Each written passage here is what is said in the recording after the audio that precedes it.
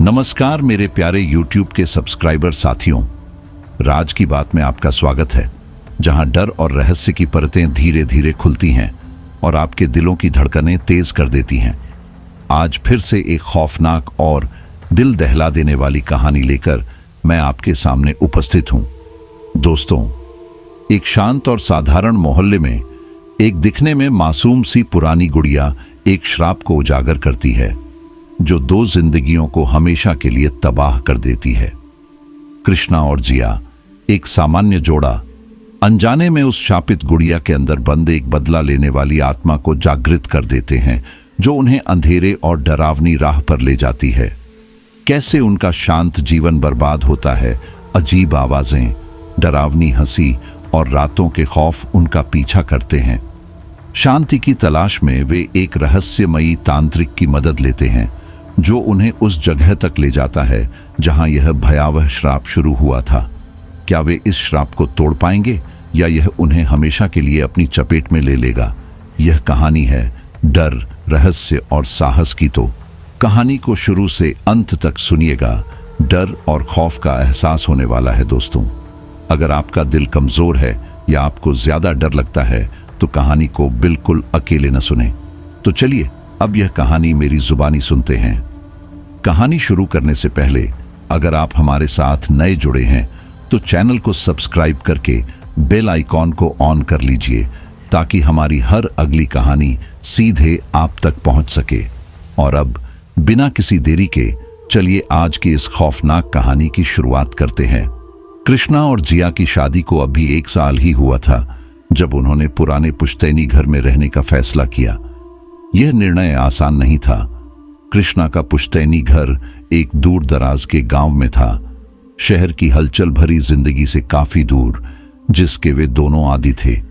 लेकिन बढ़ते किरायों और अपने भविष्य के लिए पैसे बचाने की चाहत ने उन्हें मजबूर किया कि वे शहर छोड़कर गांव में एक नई शुरुआत करें। वह घर एक विशाल और भव्य संरचना थी जो वक्त की कसौटी पर खरी उतरी थी। कृष्णा को यह घर उसकी दादी से विरासत में मिला था। कृष्णा की दादी एक रहस्यमयी औरत थीं, जिन्हें गांव वाले उनकी एकांत प्रियता और अजीबोगरीब तरीकों के लिए जानते थे। गांव में उनके बारे में एक अजीब सा सम्मान और डर का भाव था, पर कृष्णा उन्हें एक सख्त लेकिन दयालु महिला के रूप में याद करता था जो हमेशा कुछ न कुछ छुपाने की कोशिश करती दिखती थी। जब वे दोनों उस घुमावदार कच्ची सड़क से होकर घर की ओर जा रहे थे तो जिया के दिल में एक अजीब सी बेचैनी हो रही थी। घर दूर से एक भयानक साए की तरह अंधेरे आसमान में उभरता दिख रहा था। घर की रंगत जो कभी चमकीली रही होगी अब जगह जगह से उखड़ गई थी। ऐसा लग रहा था मानो घर रातों रात बूढ़ा हो गया हो। जिया के मन में एक अजीब सा खौफ था, पर वह खुद को समझाने लगी, आखिर यह सिर्फ एक पुराना घर था और अब यह उनका घर था। जब वे पहुंचे तो कृष्णा ने गहरी सांस ली और उस चरमराते हुए लकड़ी के गेट को खोला। घर कई सालों से खाली पड़ा था और अंदर की हवा धूल और बासीपन की गंध से भरी हुई थी। शुरुआती कुछ दिन घर की सफाई और मरम्मत में बीते। गांव वाले मदद करने के लिए तो आए, पर जिया को हमेशा ऐसा महसूस होता कि उन पर कोई नजर रखे हुए है, जैसे कहीं छुपकर कोई उन्हें देख रहा हो। एक दिन दोपहर को जब जिया अटारी की सफाई कर रही थी, उसे एक पुराना लकड़ी का संदूक मिला जो अंधेरे कोने में छुपा हुआ था। संदूक पर धूल और मकड़ी के जाले जमे हुए थे, जैसे उसे दशकों से किसी ने छुआ न हो। जिज्ञासावश जिया नीचे झुकी और उसने संदूक खोला। अंदर एक फटे पुराने कपड़े में लिपटी हुई एक गुड़िया थी। वह गुड़िया कुछ अलग ही थी, जैसी जिया ने पहले कभी नहीं देखी थी। ये लगभग 2 फीट लंबी थी। उसकी चीनी मिट्टी की त्वचा समय के साथ पीली हो चुकी थी। उसकी आंखें नीले रंग की थीं, जो बेहद वास्तविक लग रही थीं। उसके बाल, जो कभी सुनहरे रहे होंगे, अब मुरझा चुके थे। गुड़िया ने एक पुरानी झुर्रीदार फ्रिली ड्रेस पहन रखी थी, जो अब जीर्ण शीर्ण हो चुकी थी। उसकी उम्र के बावजूद उस गुड़िया में एक अजीब सी खूबसूरती थी, कुछ ऐसा जो जिया को उसकी ओर खींच रहा था। कृष्णा, जरा आकर देखो, जिया ने सीढ़ियों के नीचे से पुकारा। कृष्णा अटारी में आया, अपने हाथों को एक कपड़े से पोंछते हुए। जब उसने गुड़िया को देखा तो उसका चेहरा उतर गया। यह कहाँ मिली तुम्हें? उसने थोड़ी घबराई आवाज में पूछा। इस पुराने संदूक में, जिया ने जवाब दिया, गुड़िया को उठाकर दिखाते हुए। क्या यह दिलचस्प नहीं है? कृष्णा ने गुड़िया को कुछ देर तक घूरा, जैसे उसके दिमाग में कोई पुरानी याद जाग रही हो। मुझे यह गुड़िया याद है, उसने आखिरकार कहा। यह तुम्हारी दादी की थी? जिया ने हैरानी से कहा। उन्होंने तो कभी इसका जिक्र नहीं किया। नहीं, कृष्णा ने धीरे से सिर हिलाते हुए कहा। वह इसका बहुत ख्याल रखती थीं, कभी किसी को इसे छूने नहीं देती थीं। मुझे हमेशा यह अजीब लगता था। जिया ने फिर से गुड़िया की ओर देखा और उसे एक अजीब सा लगाव महसूस हुआ। खैर, यह तो सिर्फ एक गुड़िया है, उसने मुस्कुराते हुए कहा। शायद हमें इसे संभाल कर रखना चाहिए, तुम्हारी दादी की याद के तौर पर। कृष्णा कुछ पल के लिए हिचकिचाया। ठीक है, अगर तुम्हें ऐसा लगता है, बस इसका ध्यान रखना। उन्होंने गुड़िया को अपने बेडरूम में एक शेल्फ पर रख दिया, जहां से वह गुड़िया अपनी अजीब सी वास्तविक लगने वाली आंखों से पूरे कमरे को देख रही थी। उसी रात जब वे दोनों सोने के लिए लेटे तो जिया को कमरे में एक अजीब सी ठंड महसूस हुई। उसने खुद को याद दिलाया कि घर पुराना है और ऐसी जगहों पर अक्सर ठंडक और आवाजें आ ही जाती हैं। पर जब वह नींद में डूबने लगी तब भी उसे ऐसा महसूस हो रहा था कि वे अकेले नहीं हैं। पहली कुछ रातें सामान्य थीं, लेकिन फिर जिया ने अजीब और डरावने सपने देखने शुरू कर दिए। अपने सपनों में वह एक छोटी लड़की को देखती जो लगभग 10 साल की होती, सुनहरे बालों और उन्हीं चुभती हुई नीली आंखों के साथ।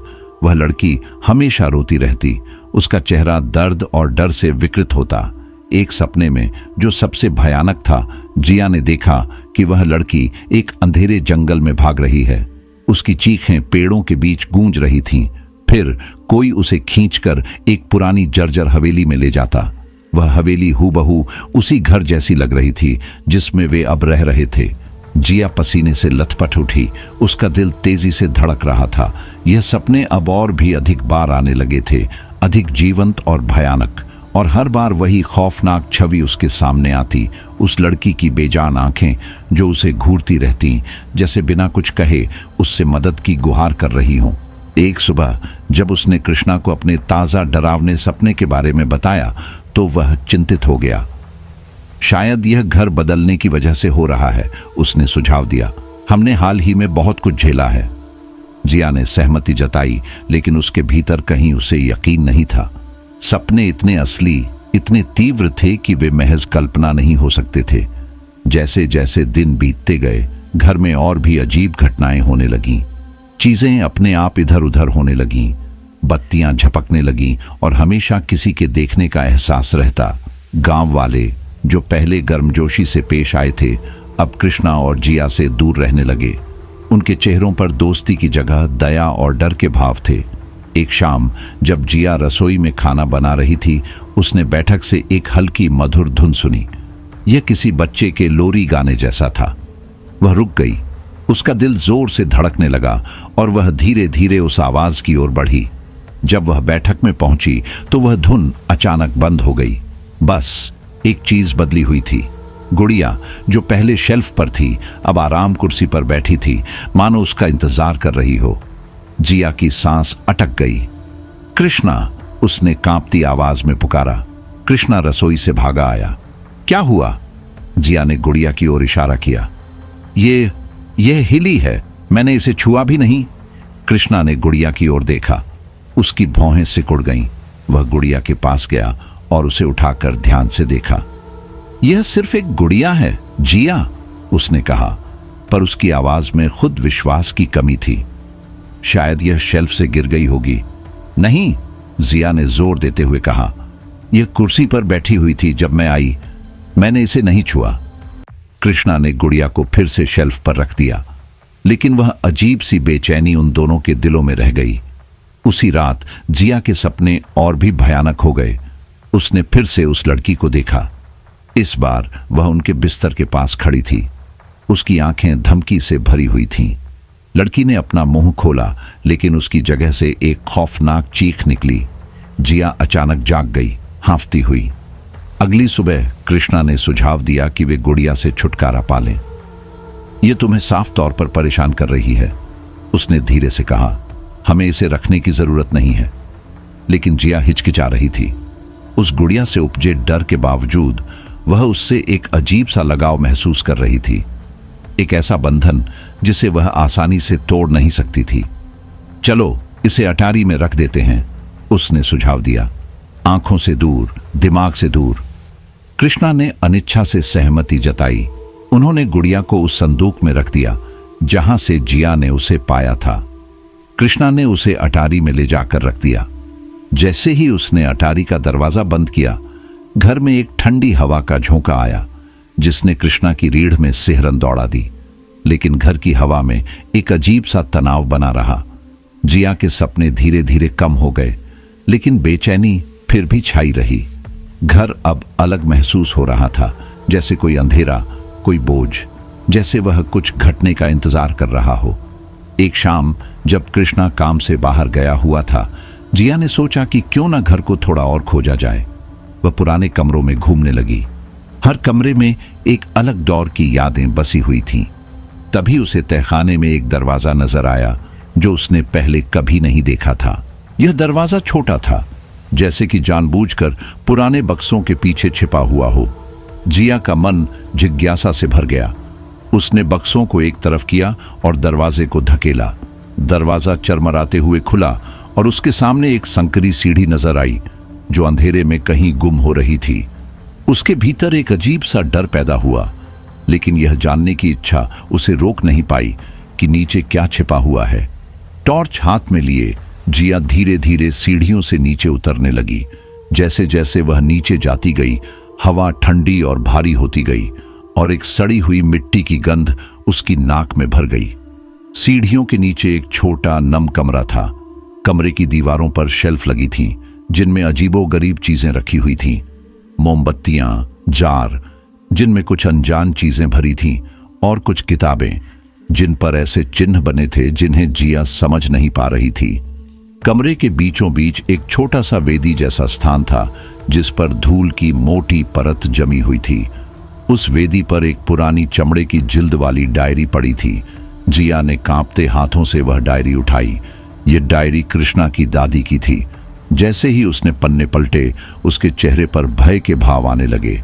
डायरी के पन्नों में अजीब अनुष्ठानों, काले मंत्रों और एक चेतावनी का विवरण था। वह चेतावनी उस श्रापित गुड़िया के बारे में थी। कृष्णा की दादी किसी गहरे काले रहस्य में शामिल थीं, जिसका जिया कभी अंदाजा भी नहीं लगा सकती थी। गुड़िया सिर्फ एक खिलौना नहीं थी, बल्कि एक ऐसा माध्यम थी जिसमें एक प्रतिशोध आत्मा को बंधक बना दिया गया था, वह भी भयानक अनुष्ठानों के जरिए। जैसे जैसे जिया आगे बढ़ती गई, उसे मीना की दुख भरी कहानी का पता चला। मीना उस गांव की एक गरीब किसान की बेटी थी जो अपनी सुंदरता और दयालुता के लिए जानी जाती थी। लेकिन उसकी जिंदगी तब एक त्रासदी बन गई जब एक स्थानीय जमींदार उस पर मोहित हो गया। जब मीना ने उसके प्रस्ताव को ठुकरा दिया तो उसने उससे बदला लेने की ठान ली। एक तूफानी रात जमींदार और उसके गुंडे मीना को उसके घर से उठा ले गए। वे उसे उसी पुराने घर में ले गए जिसमें अब कृष्णा और जिया रह रहे थे। यह घर कभी उस जमींदार की हवेली हुआ करता था, जहां वह अपनी सबसे गंदी हरकतें करता था, लोगों की नजरों से दूर। मीना को तहखाने में बेरहमी से यातनाएं दी गईं और फिर उसकी हत्या कर दी गई। उसका शव तहखाने के फर्श के नीचे एक बिना नाम की कब्र में दफना दिया गया। लेकिन मीना की आत्मा को शांति नहीं मिली। उसने जो दर्द और यातना झेली थी, उसने उसकी आत्मा को गहरे क्रोध और नफरत से भर दिया था। जमींदार उसकी आत्मा के गुस्से से डरकर कृष्णा की दादी के पास मदद मांगने गया। गांव में उनकी दादी जादू टोने की जानकार मानी जाती थीं। उन्होंने एक योजना बनाई कि कैसे मीना की आत्मा को गुड़िया में कैद किया जाए। वह गुड़िया जो कभी मीना का सबसे प्यारा खिलौना हुआ करती थी। यह अनुष्ठान खतरनाक था और इसके लिए एक बड़ा बलिदान चाहिए था। दादी ने रक्त का उपयोग करके काले जादू के जरिए मीना की आत्मा को गुड़िया में बांध दिया, जिससे एक शक्तिशाली श्राप पैदा हुआ। यह श्राप आत्मा को कैद रखेगा, लेकिन इसे हमेशा के लिए घर से भी जोड़ देगा। यह श्राप कभी नहीं टूट सकता था और गुड़िया हमेशा मीना की आत्मा के लिए एक कैद खाना बनी रहेगी, जब तक कि कोई जिसका इस घर या गुड़िया से गहरा भावनात्मक संबंध हो उसे आजाद न कर दे। जिया के हाथ कांप रहे थे जब उसने डायरी बंद की। उसे अब धीरे धीरे समझ में आ रहा था कि गुड़िया के प्रति उसका अनजान सा लगाव ही मीना की आत्मा को जागृत कर रहा था। अब वह गुड़िया सिर्फ एक माध्यम नहीं थी, वह मीना के दशकों पुराने क्रोध और प्रतिशोध की वाहक बन चुकी थी। जैसे ही जिया उस अंधेरे नम कमरे में खड़ी थी, उसे हल्की सी आवाज सुनाई दी। यह किसी बच्चे के फुसफुसाने जैसी थी। वह आवाज उसकी रीढ़ तक ठंडक पहुंचा रही थी। जिया ने आवाज की तरफ मुड़कर देखा और जो उसने देखा उससे उसका दिल जैसे थम सा गया। कमरे के कोने में अंधेरे में छिपी हुई वही गुड़िया खड़ी थी। जिया जानती थी कि उन्होंने गुड़िया को अटारी में बंद कर दिया था, फिर भी वह यहाँ थी। उसकी नीली आंखें किसी दुष्ट रोशनी से चमक रही थी। गुड़िया हिलने लगी। उसकी छोटी छोटी पोर्सिलिन की हथेलियां जिया की तरफ बढ़ने लगीं। फुसफुसाना, जैसे गुड़िया कुछ कहना चाहती हो, लेकिन उन शब्दों को चीख और दर्द से भरी आवाजों ने दबा दिया था, मानो किसी तड़पती आत्मा की करुण पुकार हो। डर के मारे जिया ने डायरी गिरा दी और सीढ़ियों की तरफ पीछे हटने लगी, लेकिन जैसे ही उसने भागने के लिए मुड़ना चाहा, सीढ़ियों के ऊपर का दरवाजा एक जोरदार धमाके के साथ बंद हो गया। अब वह फंस चुकी थी। मुझे बाहर निकालो, जिया ने जोर से चिल्लाया और दरवाजे पर जोर से हाथ मारा, लेकिन कोई जवाब नहीं मिला। उसे अपनी पीठ पर गुड़िया की जलती हुई नजरें महसूस हो रही थीं और चारों तरफ की हवा और ठंडी हो गई थी। घबराई हुई जिया ने अपना फोन निकाला और कृष्णा को कॉल करने की कोशिश की, लेकिन स्क्रीन बार बार चमकी और फिर पूरी तरह से बंद हो गई, जिससे चारों ओर गहरा अंधेरा छा गया। अचानक फुसफुसाना रुक गया। कमरे में घोर चुप्पी छा गई। जिया ने धीरे धीरे अपनी गर्दन घुमाई।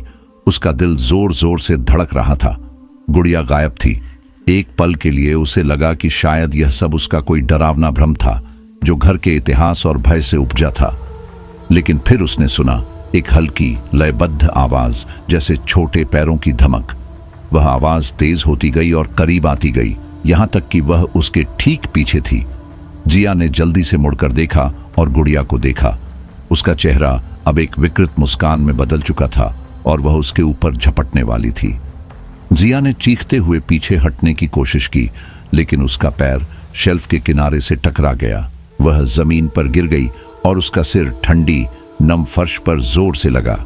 उसकी आंखों के सामने अंधेरा छाने लगा। आखिरी चीज जो उसने देखी वह थी गुड़िया की ठंडी नीली आंखें, जो उसे एक अजीब सी दुष्टता और उदासी के साथ घूर रही थीं। जब जिया की आंखें खुलीं तो वह तहखाने में नहीं थी, वह अपने बिस्तर पर लेटी थी और उसके सिर में तेज दर्द हो रहा था। कृष्णा उसके बगल में बैठा था। उसका चेहरा चिंता से सफेद पड़ा हुआ था। क्या हुआ? जिया ने धीमी आवाज में पूछा। मैंने तुम्हें तहखाने में बेहोश पाया, कृष्णा ने कांपती आवाज में कहा।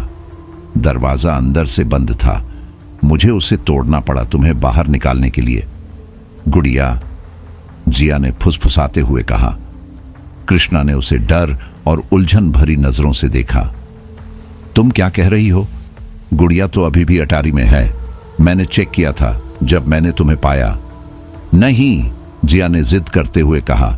उसकी आवाज अब घबराहट में बदल गई। वह वहां थी, तहखाने में। उसने मुझ पर हमला किया। कृष्णा ने उसे शांत करने की कोशिश की, लेकिन जिया उसकी आंखों में संदेह देख सकती थी। वह उसे मानना नहीं चाहता था या शायद यकीन नहीं कर पा रहा था, लेकिन जिया जानती थी कि उसने क्या देखा था, उसने क्या महसूस किया था। वह गुड़िया सिर्फ एक वस्तु नहीं थी, वह एक शैतानी ताकत का माध्यम थी, और अब वह ताकत और भी मजबूत हो रही थी। अगले कुछ दिनों में कृष्णा और जिया के बीच तनाव बढ़ता ही गया। जिया दिन ब दिन और ज्यादा आशंकित होती जा रही थी।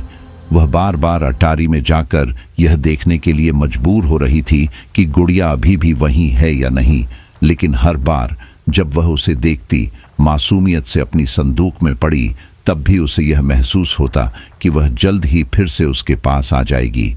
दूसरी ओर कृष्णा और भी अलग थलग हो गया था, जैसे वह किसी ऐसी चीज से जूझ रहा हो जिसे वह समझ नहीं पा रहा था। उसने भी अजीब सपने देखना शुरू कर दिया था, सपने जो जिया के बुरे सपनों की तरह थे। वह भी उसी लड़की को देखता, उसकी आंखों में दुख और गुस्से का मिश्रण। वह कृष्णा की ओर हाथ बढ़ाती, जैसे उसे किसी बंधन से मुक्त करना चाहती हो। एक रात जब कृष्णा एक और भयानक सपने से जागा, उसने देखा कि जिया खिड़की के पास खड़ी थी। वह बाहर अंधेरे में ताक रही थी। चांद की हल्की रोशनी उसके चेहरे पर पड़ रही थी, जिससे वह किसी भूत की तरह दिख रही थी। जिया, कृष्णा ने धीरे से पुकारा, लेकिन उसने कोई जवाब नहीं दिया। कृष्णा बिस्तर से उठकर उसके पास गया और धीरे से उसके कंधे पर हाथ रखा। जिया, तुम ठीक हो? जिया ने उसकी ओर देखा। उसकी आंखें चौड़ी और खाली सी थीं। वह यहां है, जिया ने धीरे से कहा, उसकी आवाज जैसे कांप रही हो। वह हमेशा यहां है, हमें देख रही है। कौन? कृष्णा ने घबराते हुए पूछा। उसका दिल तेजी से धड़कने लगा। मीना, जिया ने कांपती आवाज में कहा। वह उस गुड़िया में कैद है और उसे बदला चाहिए। कृष्णा की रीढ़ में सिहरन दौड़ गई। जिया के शब्द वही थे जो उसने अपनी दादी की डायरी में पढ़े थे, जिन्हें वह भूलने की कोशिश कर रहा था। उसने सोचा था कि गुड़िया को अटारी में बंद कर देने से बुराई दूर रहेगी, लेकिन अब यह साफ हो गया था कि यह काफी नहीं था। अगली सुबह कृष्णा ने एक निर्णय लिया। उन्हें मदद की जरूरत थी, किसी ऐसे की जो इस अंधकार को समझ सके। उसे याद आया कि उसकी दादी ने कभी उसे एक आदमी के बारे में बताया था जो पड़ोस के गांव में रहता था। वह एक पुजारी था जिसे आत्माओं और शापों से निपटने का अनुभव था। कृष्णा को यकीन नहीं था कि वह इन बातों पर विश्वास करता है, लेकिन वह अब किसी भी तरह से जिया को बचाना चाहता था। कृष्णा ने उस सुबह जल्दी निकलने का फैसला किया। उसने जिया से कहा कि वह मदद लेने जा रहा है। जिया उसे जाने देने में हिचकिचा रही थी, लेकिन कृष्णा ने वादा किया कि वह रात से पहले लौट आएगा। जैसे ही कृष्णा चला गया, जिया के दिल में एक अजीब सी बेचैनी बैठ गई। घर अचानक बहुत भारी लगने लगा, जैसे वह उसे घेर रहा हो। पूरे दिन उसने खुद को कामों में व्यस्त रखने की कोशिश की, लेकिन उसके विचार बार बार उस गुड़िया पर लौट आते। ऐसा लगा मानो वह उसे बुला रही हो, उसके मन में फुसफुसा रही हो, उसे अटारी की ओर खींच रही हो। दोपहर तक वह उस खिंचाव को और नजरअंदाज नहीं कर सकी। उसे जाकर इसका सामना करना था। यह समझना था कि आखिर वह गुड़िया चाहती क्या थी। थरथराते हाथों से जिया अटारी की सीढ़ियों पर चढ़ी। हवा में धूल और पुरानी लकड़ी की महक थी। उसने दरवाजे पर ठिठक कर एक पल के लिए सोचा। उसका दिल डर से कांप रहा था, लेकिन उसने खुद को अंदर जाने पर मजबूर किया। संदूक वहीं रखा था जहां उन्होंने उसे छोड़ा था। जिया धीरे धीरे उसकी ओर बढ़ी। हर कदम के साथ उसका दिल और तेजी से धड़कने लगा। वह घुटनों के बल बैठी और संदूक खोला। उसके कानों में अपने दिल की धड़कन गूंज रही थी। गुड़िया वहीं थी, शांत और स्थिर पड़ी हुई। लेकिन इस बार कुछ अलग था। गुड़िया की आंखें, जो कभी चमकदार नीली हुआ करती थीं, अब फीकी और बेजान लग रही थीं, मानो उसके भीतर की आत्मा ने अब हार मान ली हो। जिया ने कांपते हाथों से उसे छूने के लिए हाथ बढ़ाया। जैसे ही उसकी उंगलियां गुड़िया की ठंडी पोर्सिलिन की त्वचा से टकराईं, एक झटके के साथ उसकी नसों में ऊर्जा दौड़ गई और अचानक वह यादों के सैलाब से घिर गई। ऐसी यादें जो उसकी नहीं थीं। उसे मीना की जिंदगी की झलक मिली। वह दर्द और पीड़ा जो उसने झेली थी, वह विश्वासघात और वह काला अनुष्ठान जिसने उसकी आत्मा को गुड़िया में कैद कर दिया था।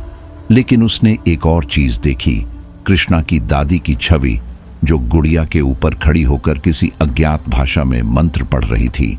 वह अनुष्ठान अधूरा था। आत्मा पूरी तरह से कैद नहीं हुई थी और बदला चाहती थी। जिया ने घबराकर अपने हाथ खींच लिए। वह बुरी तरह हाँफी हुई पीछे हट गई। उसका मन उन भावनाओं के तूफान से हिल गया था।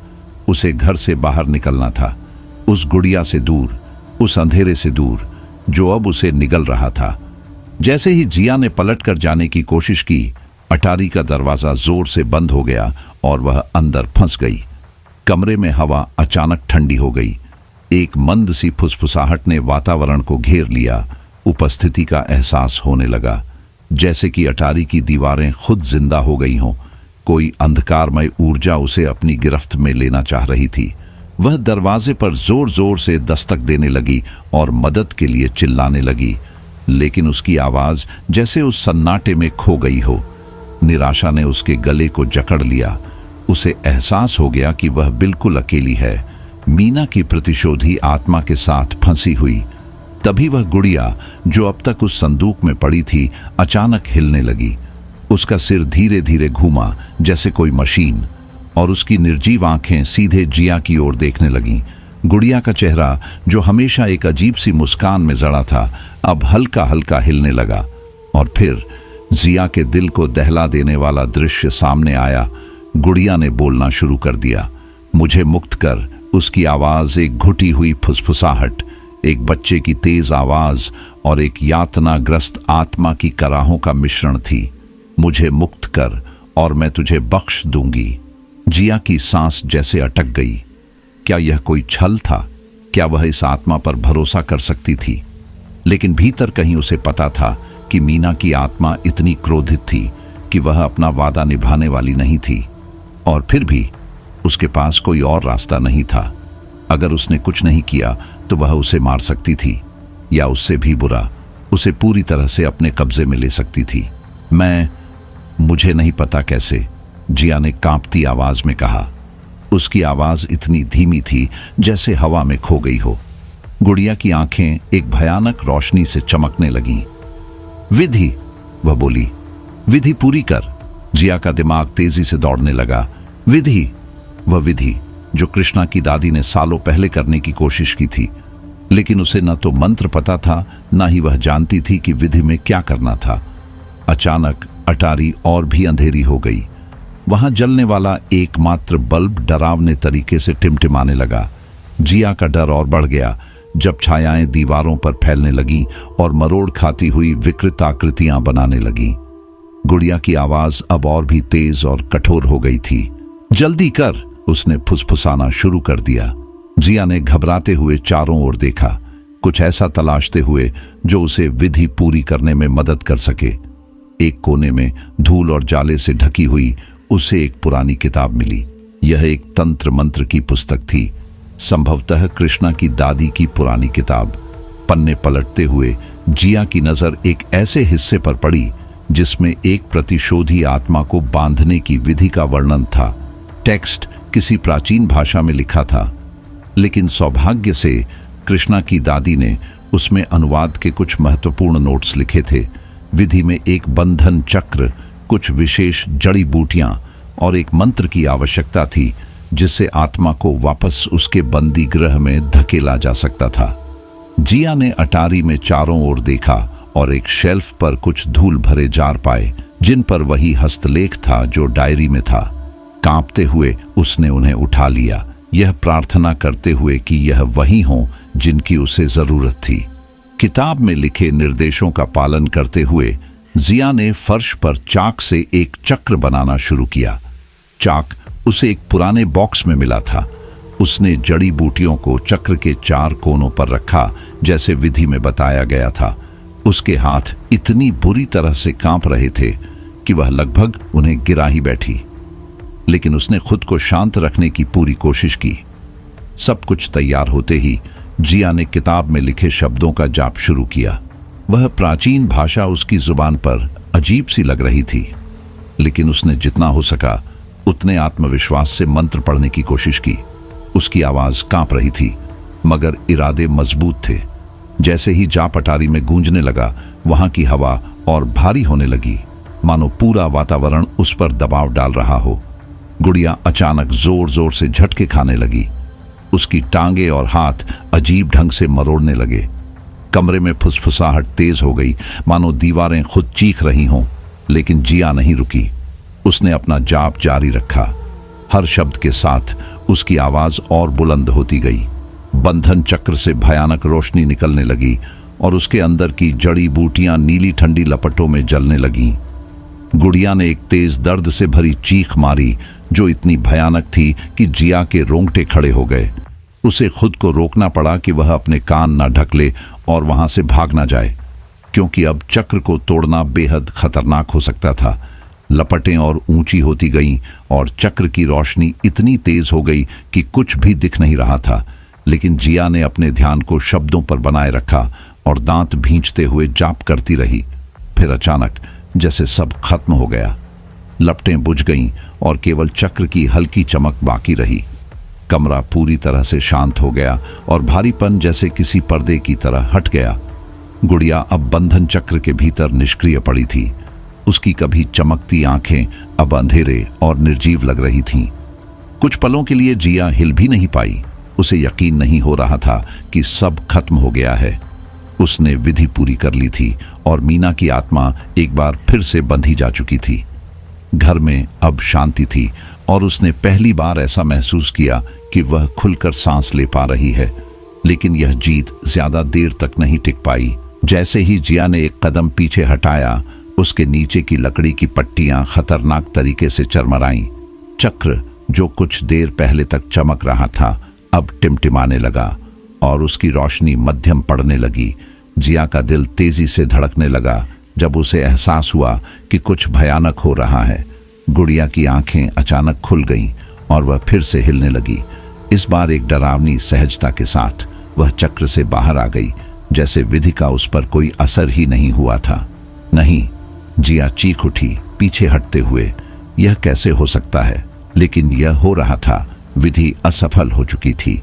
आत्मा ने सालों से इस घर में रहने वाले लोगों के डर और दर्द से अपनी ताकत बढ़ा ली थी। अब वह विधि के नियमों से बंधी नहीं थी। गुड़िया, जो अब पूरी तरह से जिंदा लग रही थी, धीरे धीरे जिया की ओर बढ़ने लगी। उसकी चीनी मिट्टी की मुस्कान अब दरारों से भरी थी, जो और भी डरावनी लग रही थी। जिया पलटी और भागने की कोशिश करने लगी, लेकिन अटारी का दरवाजा अब भी बंद था। वह फंस चुकी थी। गुड़िया के कदम बहुत हल्के थे, जैसे वह खेल रही हो। जिया ने एक टूटी हुई कुर्सी का टुकड़ा उठाया, फिर एक पुराना लैंप भी उठाने की कोशिश की, लेकिन कुछ भी उसे रोकने में कामयाब नहीं हो रहा था। गुड़िया निर्दय थी। उसकी हर हरकत सटीक और तेज थी, जैसे वह जिया के साथ खेल रही हो।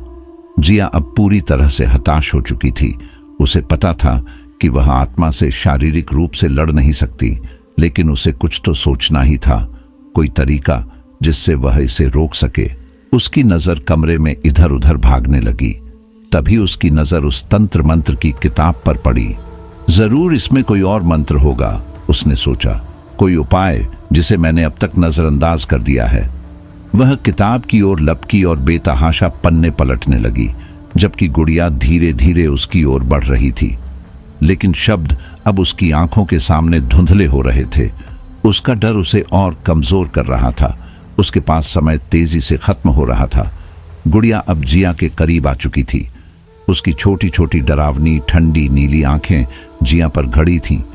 उसी पल जब गुड़िया ने उसे पकड़ने के लिए हाथ बढ़ाया, अटारी में एक जोरदार धमाका गूंज उठा।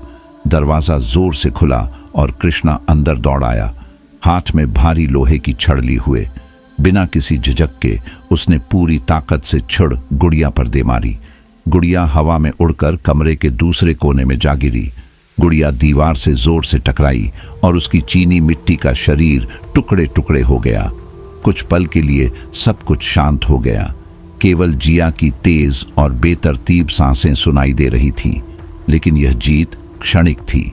गुड़िया के टूटे हुए टुकड़े फर्श पर धीरे धीरे हिलने लगे, जैसे उन्हें कोई अदृश्य ताकत खींच रही हो। सारे टुकड़े फिर से आपस में जुड़ने लगे और कुछ ही सेकंड में गुड़िया वापस पूरी तरह से ठीक हो गई। इस बार वह पहले से भी ज्यादा डरावनी लग रही थी। कृष्णा और जिया भयभीत निगाहों से गुड़िया को देखते रहे, जो अब और भी खतरनाक मुस्कान के साथ उनकी तरफ देख रही थी। अचानक उन्हें एहसास हुआ, इस आत्मा को शारीरिक रूप से खत्म नहीं किया जा सकता। यह श्राप बहुत शक्तिशाली है, जो घर की दीवारों में गहराई तक जड़ें जमा चुका है। कृष्णा ने कहा, हमें यहां से निकलना होगा। कृष्णा चिल्लाया, जिया का हाथ पकड़ते हुए। वे सीढ़ियों से नीचे भागे। गुड़िया के छोटे छोटे कदम पीछे से गूंजते हुए उनका पीछा करने लगे। वे मुख्य दरवाजे तक पहुंचे, लेकिन दरवाजा हिला तक नहीं, जैसे खुद घर उन्हें अंदर कैद रखना चाहता हो। दरवाजा तोड़ो, जिया ने चिल्लाते हुए कहा। उसकी आंखों से आंसू बहने लगे। कृष्णा ने बिना सोचे समझे लोहे की छड़ से दरवाजे पर वार करना शुरू कर दिया। हर वार के साथ लकड़ी चटक रही थी। दरवाजा जोर से कराह रहा था, लेकिन अभी भी उनके लिए खुलने को तैयार नहीं था। गुड़िया अब उनके बिल्कुल करीब थी। उसकी नन्ही लेकिन क्रूरता से भरी हाथ उनकी ओर बढ़ रही थी। कृष्णा ने आखिरी बार पूरी ताकत से छड़ मारी और इस बार दरवाजा टूट गया। दोनों घर से बाहर निकलकर लॉन पर गिरते पड़ते भागे। हांफते हुए कृष्णा ने तेजी से दरवाजा बंद किया। हालांकि दोनों जानते थे कि यह ज्यादा देर तक गुड़िया को रोक नहीं पाएगा। रात की हवा असहज रूप से शांत थी, जैसे कुछ भयानक होने वाला हो। आसपास के घरों की रोशनी उन्हें दिख रही थी, लेकिन सुरक्षा की रोशनी अब भी उनसे बहुत दूर लग रही थी। हमें इसे खत्म करना होगा, जिया ने कांपती आवाज में कहा। कोई न कोई तरीका जरूर होगा, कृष्णा ने सिर हिलाया। हालांकि उसके पास भी कोई समाधान नहीं था। उस प्राचीन किताब से उनकी आखिरी उम्मीद थी और वह भी असफल रही थी। लेकिन वे यह सोच के साथ घर को छोड़कर नहीं जा सकते थे कि वहां अब भी वह आत्मा मौजूद है जो किसी और को नुकसान पहुंचा सकती है। हमें आग की जरूरत है, कृष्णा ने दृढ़ स्वर में कहा, डर को निगलते हुए। हमें इस घर को जला देना होगा। यही एकमात्र तरीका है जिससे हम इस आत्मा को हमेशा के लिए नष्ट कर सकते हैं। जिया ने सहमति में सिर हिलाया। उसका दिल तेजी से धड़क रहा था। यह एक बड़ा कदम था, लेकिन उनके पास और कोई चारा नहीं था। वह आत्मा बहुत ही शक्तिशाली और दुष्ट थी, जिसे सामान्य तरीकों से नहीं रोका जा सकता था। उन्हें उस जगह को खत्म करना होगा जो उसकी कैदगाह और उसका हथियार बन चुकी थी, उस घर को। वे घर के पीछे स्थित गोदाम की ओर दौड़े, जहां कृष्णा ने एक गैसोलीन का डिब्बा देखा था। गोदाम के अंदर घना अंधेरा और सीलन भरी बदबू थी, जो रात की ठंडी हवा से बिल्कुल अलग थी। कृष्णा ने जल्दी से डिब्बे को खोजा, जो आधा भरा हुआ था। उसने उसे उठाया और जिया के साथ वापस घर की ओर भागा। घर की खिड़कियां उन्हें अंधेरे और भयावहता से देख रही थीं, मानो इमारत खुद जानती हो कि वे क्या करने जा रहे हैं। दरवाजा अभी भी बंद था, लेकिन अंदर से हल्की हल्की सरसराहट की आवाजें आ रही थीं। निस्संदेह गुड़िया अभी भी उन्हें ढूंढ रही थी। कृष्णा ने घर के चारों ओर गैसोलीन छिड़कना शुरू किया, दीवारों और बरामदे पर। जिया ने भी मदद की। उसके हाथ कांप रहे थे, लेकिन उसने पूरी मेहनत से इमारत के चारों ओर ज्वलनशील तरल फैला दिया। गैसोलीन की तेज बदबू हवा में फैल गई। मिट्टी और सड़ी गली लकड़ी की दुर्गंध के साथ मिलकर एक अजीब वातावरण बना रही थी। जब डिब्बा खाली हो गया, कृष्णा ने अपनी जेब से माचिस निकाली। उसने एक तीली जलाई, जो हल्की हवा में कांपने लगी। एक पल के लिए वह रुका, जैसे उसके दिमाग पर यह सोच भारी पड़ रही हो कि वे क्या करने जा रहे हैं। लेकिन फिर उसने उस भयावहता की याद की, वह गुड़िया, वह फुसफुसाना और घुटन भरी उपस्थिति। उसे पता था कि अब पीछे हटने का कोई रास्ता नहीं है। उसने तीली बरामदे पर गिरा दी। आग जोर से भड़क उठी, जैसे दीवारों को लपेटने के लिए बेताब हो। आग जल्दी से फैल गई, गैसोलीन से ईंधन पाकर। जल्द ही घर का पूरा सामने का हिस्सा धधकने लगा। वे पीछे हटकर खड़े हो गए और देखते रहे कि कैसे आग घर को निगल रही थी। आग की लपटें तेजी से भड़क रही थीं और उनकी गर्मी दूर से भी महसूस हो रही थी। खिड़कियां टूटने लगीं। अंदर का दबाव इतना बढ़ गया कि कांच के टुकड़े रात में इधर उधर बिखरने लगे। अंदर से वे गुड़िया की हल्की हल्की आवाजें सुन सकते थे। उसका छोटा शरीर दीवारों से टकराते हुए जैसे बाहर निकलने की कोशिश कर रहा हो, लेकिन आग रुकने वाली नहीं थी। लपटें और ऊपर चढ़ती गईं। पूरा घर एक जलती हुई आग की लपटों में बदल गया। छत ढहने लगी, पुरानी लकड़ियां गर्मी से टूटने लगीं। वह घर, जो कभी एक मजबूत और गर्वित संरचना हुआ करता था, अब एक जलता हुआ खंडहर बन चुका था। कृष्णा और जिया एक दूसरे के बगल में खड़े थे। उनके चेहरे आग की नारंगी रोशनी में चमक रहे थे। दोनों थक चुके थे। उनके शरीर और दिमाग थकावट की सीमा तक पहुंच चुके थे। लेकिन वे देखने से खुद को रोक नहीं सकते थे। उन्हें यह पक्का करना था कि आत्मा सचमुच खत्म हो गई है। जैसे जैसे घर जलता गया, एक अजीब सी शांति उन्हें घेरने लगी। जो बोझिल उपस्थिति पिछले कई दिनों से उनके ऊपर मंडरा रही थी, वह अब गायब हो गई थी। उसकी जगह एक शांतिपूर्ण खामोशी ने ले ली थी। ऐसा लग रहा था जैसे आत्मा का अंत हो गया हो, उसकी ताकत को शुद्धिकारी आग ने खत्म कर दिया हो। लेकिन जैसे जैसे आग बुझने लगी और वहां सिर्फ धधकती चिंगारियां और जले हुए खंडहर बचे, एक ठंडी हवा आंगन में बहने लगी। जिया को ठंड लगने लगी। उसकी रीढ़ में एक सिहरन दौड़ गई। उसने कृष्णा की तरफ देखा, जो अब भी घर के बचे हुए हिस्सों को घूर रहा था। तुम्हें कुछ महसूस हो रहा है? जिया ने बमुश्किल एक फुसफुसाहट में पूछा, और तभी वह आवाज, एक धीमी लेकिन साफ आवाज, मुझे आजाद करो। जिया का खून ठंडा हो गया। वह आवाज वही थी, वही गहरी, बच्चे जैसी डरावनी आवाज। घर अब खत्म हो चुका था, आग में जलकर राख हो गया था। आत्मा को भी उसी के साथ नष्ट हो जाना चाहिए था, लेकिन वह फुसफुसाना जैसे कोई डरावनी धुन हो, मुझे आजाद करो। कृष्णा का दिल उसकी छाती में जोर जोर से धड़कने लगा। उसे पूरा यकीन था कि घर को नष्ट करने से सब खत्म हो जाएगा, कि आत्मा का घर और गुड़िया से संबंध टूट जाएगा। लेकिन यह फुसफुसाहट कुछ और ही कहानी बयां कर रही थी। हमने क्या कर दिया? जिया ने बुदबुदाते हुए कहा। उसकी आंखें भय से फैल गई थीं। क्या यह अब भी यहां है? कृष्णा के पास कोई जवाब नहीं था। आग काफी होनी चाहिए थी, सब कुछ खत्म हो जाना चाहिए था, लेकिन ऐसा लग रहा था कि आत्मा ने किसी तरह इस दुनिया से चिपके रहने का रास्ता ढूंढ लिया था, पूरी तरह से नष्ट हो जाने के बावजूद। हमें यहां से चले जाना चाहिए, कृष्णा ने आखिरकार कहा। उसकी आवाज डर के मारे कांप रही थी। हमें यहां से बहुत दूर जाना होगा। जिया ने सिर हिलाया। उसका मन डर और उलझन से भरा हुआ था। उन्होंने घर से दूर चलना शुरू किया। उनके कदम तेज होते गए, हर फुसफुसाहट के साथ जो उनके पीछे से आ रही थी। लेकिन जैसे ही वे घर की सीमा पर पहुंचे, जिया ने अपने टखने के चारों ओर कुछ ठंडा महसूस किया। उसने नीचे देखा और चीख पड़ी। एक छोटी चीनी मिट्टी की गुड़िया का हाथ उसके पैर को जकड़े हुए था।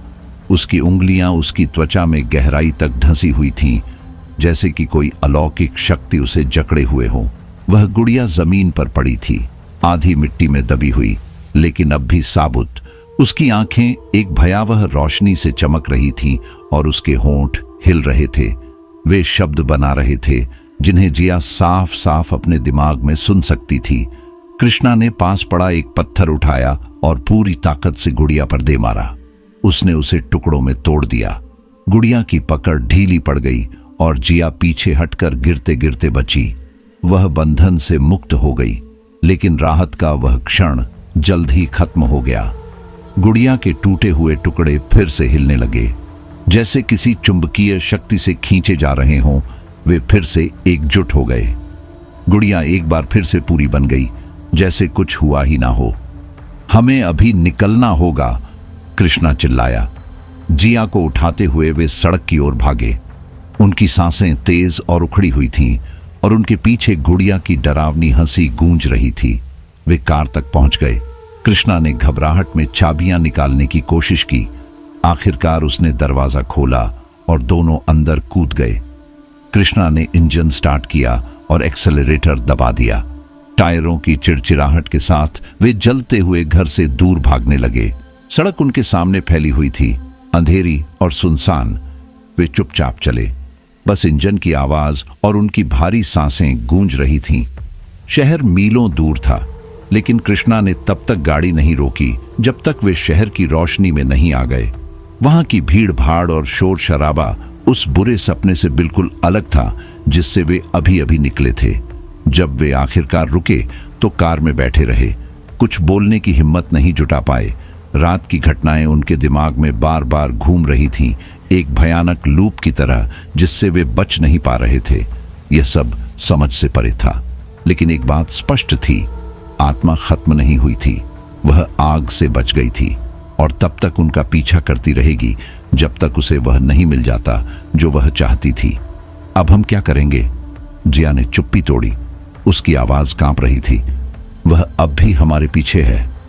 कृष्णा ने स्टीयरिंग व्हील कसकर पकड़ा। उसके हाथ सफेद हो चुके थे।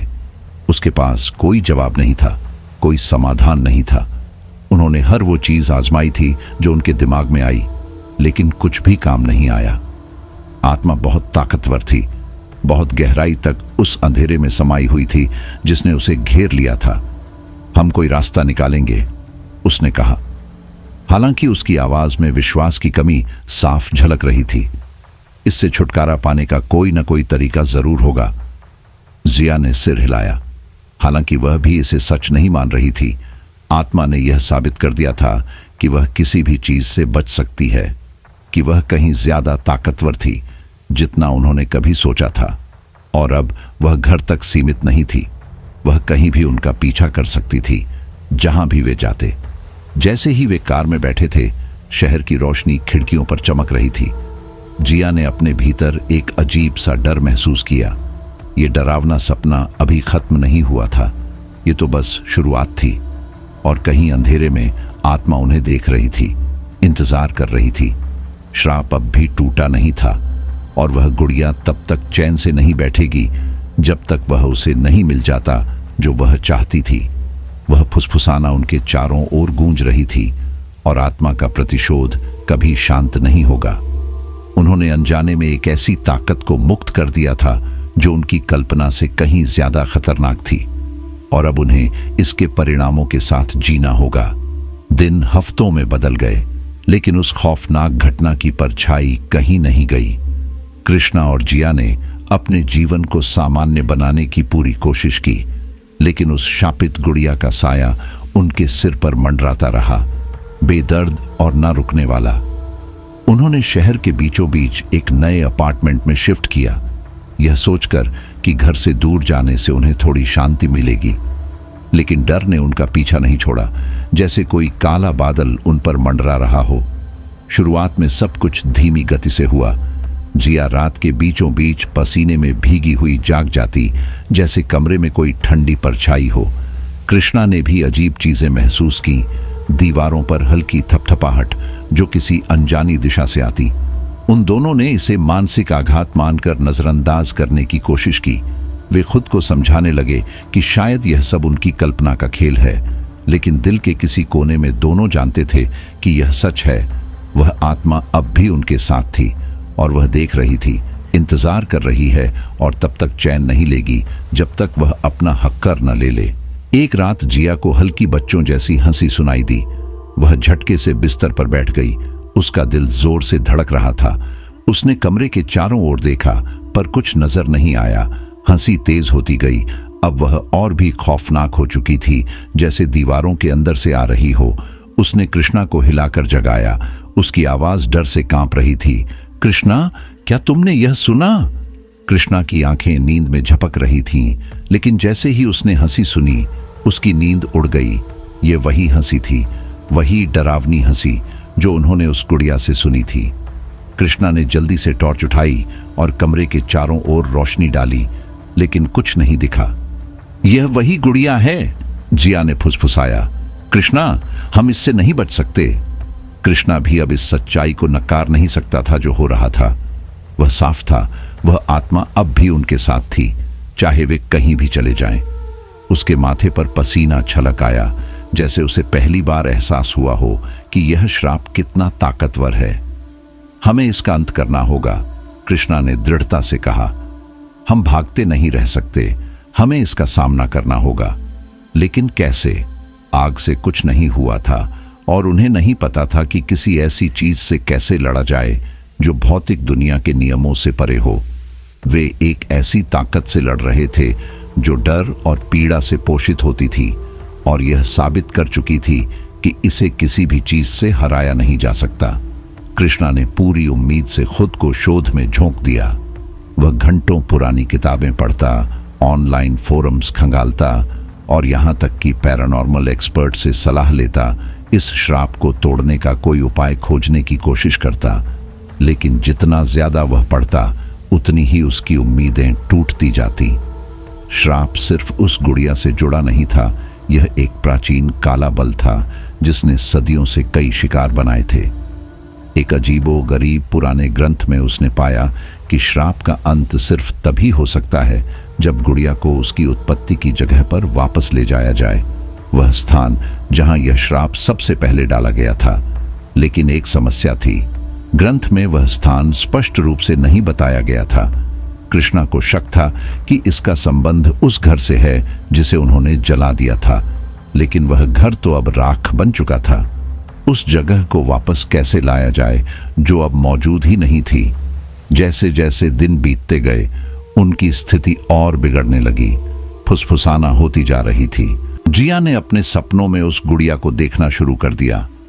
उसकी चीनी मिट्टी की दरारों से भरी हुई चेहरा और उसकी आंखें जो जलती हुई लग रही थीं, वह चीखते हुए जाग जाती।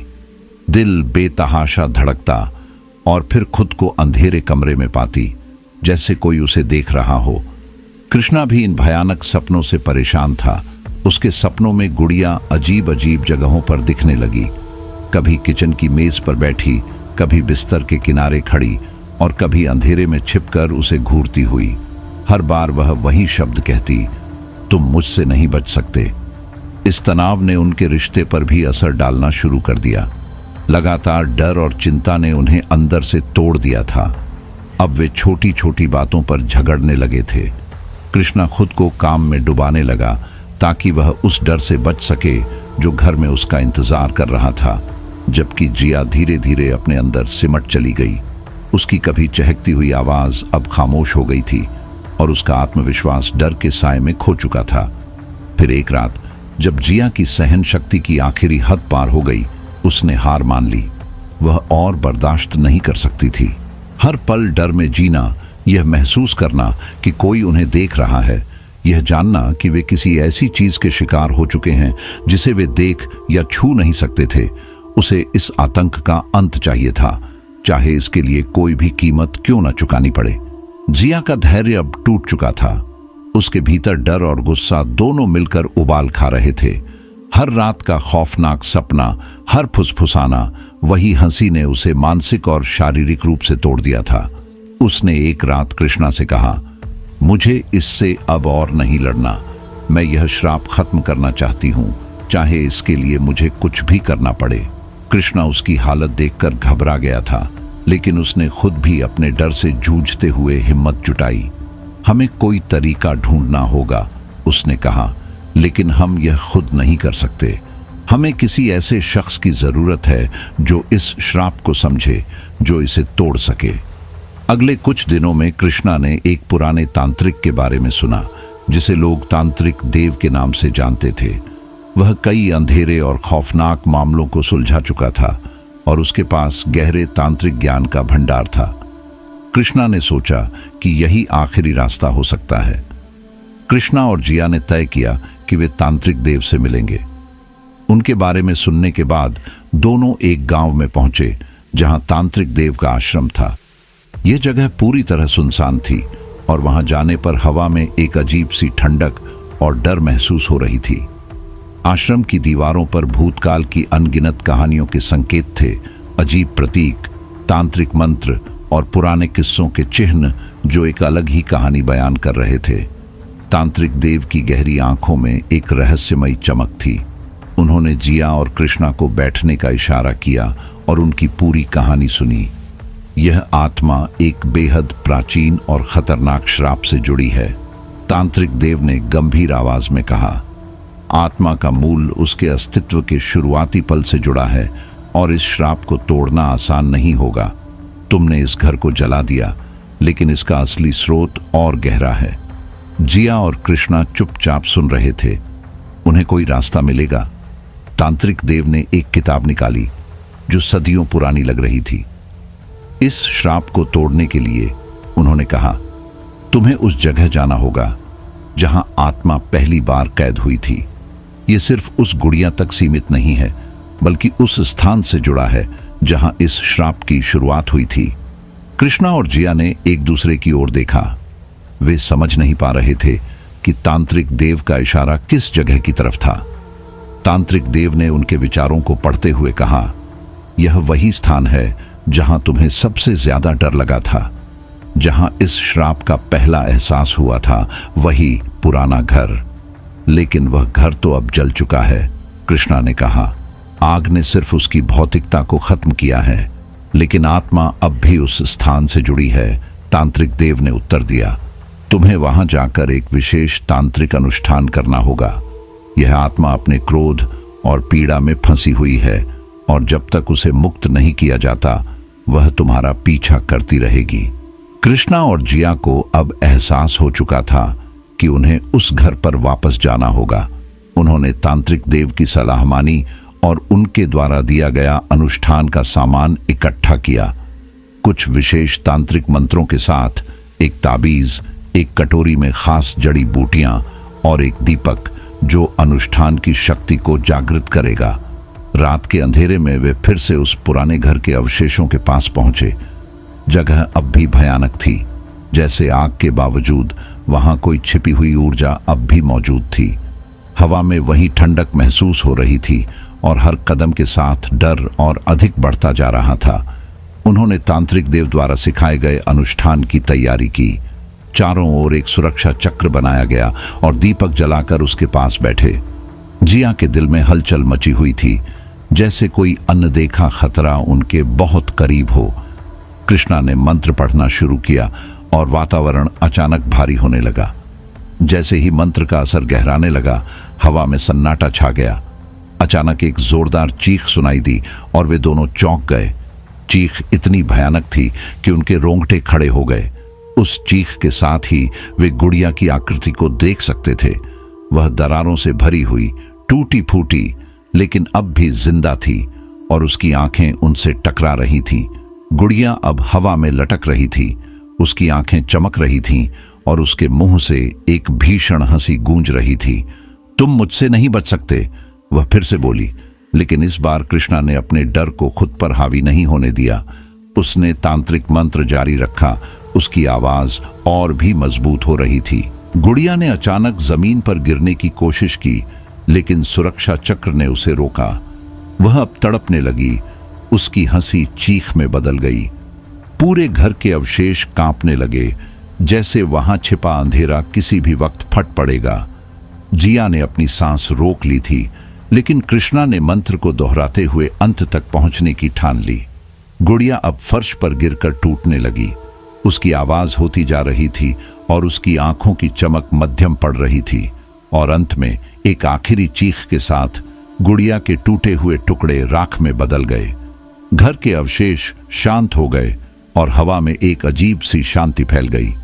कृष्णा और जिया ने धीरे धीरे चैन की सांस ली। गुड़िया अब हमेशा के लिए खत्म हो चुकी थी।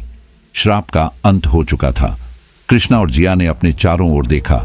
सब कुछ शांत था। हवा में अब कोई डरावनी हलचल नहीं थी, कोई फुसफुसाना, कोई चीख नहीं। वह भयानक गुड़िया जिसने उनकी जिंदगी को नर्क बना दिया था, अब राख बन चुकी थी। उन्होंने अपने चारों ओर बिखरे घर के अवशेषों पर नजर डाली और एक पल के लिए राहत महसूस की। जिया की आंखों में आंसू थे, लेकिन इस बार वह आंसू डर या पीड़ा के नहीं थे, बल्कि उन सभी बीते खौफनाक पलों के खत्म होने के थे। उसने कृष्णा का हाथ थाम लिया। क्या यह सच में खत्म हो गया? उसने धीरे से पूछा। कृष्णा ने अपनी थकी हुई आवाज में कहा, मुझे लगता है हाँ, अब यह सब खत्म हो चुका है। लेकिन उसकी आवाज में एक हल्की अनिश्चितता भी थी, जैसे वह अब भी यह सोच रहा हो कि क्या वास्तव में वे इस डर से मुक्त हो गए हैं। वे दोनों घर के अवशेषों से निकलकर सड़क पर आ गए। रात के अंधेरे में अब एक अजीब सी शांति महसूस हो रही थी, जैसे आसमान और पेड़ पौधे भी उनके संघर्ष के खत्म होने का इंतजार कर रहे थे। तांत्रिक देव ने कहा था कि श्राप का अंत हो जाएगा, लेकिन कृष्णा और जिया के भीतर की शंका अभी तक पूरी तरह से शांत नहीं हुई थी। अगले कुछ दिनों में कृष्णा और जिया ने अपने नए जीवन को दोबारा शुरू करने की कोशिश की। वे अपने नए अपार्टमेंट में वापस लौटे, जहां अब पहले जैसी डरावनी घटनाएं नहीं हो रही थी, ना कोई फुसफुसाना, कोई खौफनाक हंसी। जिया ने धीरे धीरे अपने काम पर ध्यान देना शुरू कर दिया। अब वह रातों को बिना किसी डर के सोने लगी थी और कृष्णा भी पहले की तरह सामान्य हो रहा था। लेकिन उन दोनों के दिलों में कहीं गहरे यह एहसास था कि उन्होंने जो अनुभव किया वह कभी उनके जीवन से पूरी तरह मिट नहीं सकेगा। तो दोस्तों, यह थी हमारी आज की कहानी। आपको हमारी आज की कहानी कैसी लगी कमेंट बॉक्स में कमेंट करके जरूर बताएं। बस आप अपना और अपने परिवार का ख्याल रखें, और अगर अभी तक चैनल को सब्सक्राइब नहीं किया है तो कृपया चैनल को सब्सक्राइब कर लीजिए।